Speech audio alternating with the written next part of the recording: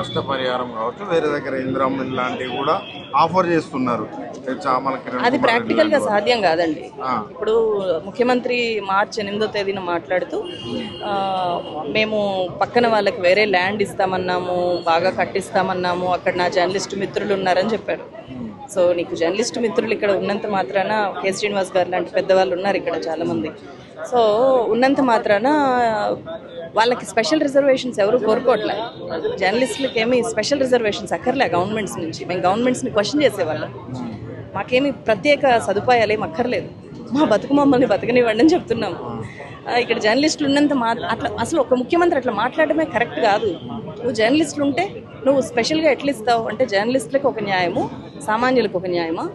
సామాన్యులు ఇల్లు అయితే మన వెలుగుమట్ల లాంటి చోట కూల్చేస్తావా? అంటే ఇక్కడ నీ జర్నలిస్ట్ మిత్రుడిని పక్కన పెట్టేసి నీకు వేరే మిత్రులు ఉంటే వాళ్ళకి నువ్వు స్పెషల్ సదుపాయాలు కల్పిస్తాను అని చెప్పి నువ్వు ఇండైరెక్ట్గా చెప్పడం కదా. అది ఎట్లా వర్కౌట్ అవుతుంది? అది చట్ట ప్రకారం అది అమలు అవ్వదు కదా. అది ఇప్పుడు నువ్వు ఇస్తావు, అక్కడ ఏదో కట్టిస్తానని చెప్తావు, మిగిలిన వాళ్ళ పరిస్థితి ఏంటి మరి?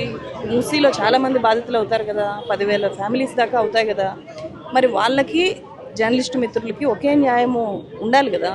ఆ ఒకే న్యాయం దక్కకుండా పోయినప్పుడు వాళ్ళ ఆవేదన గురించి కూడా మళ్ళీ మాలాంటి జర్నలిస్టులు రాయాలి కదా. సో మాకేం రిజర్వేషన్స్ అక్కర్లేదు, మా ఇల్లు మాకు వదిలేయాలని చెప్తాను.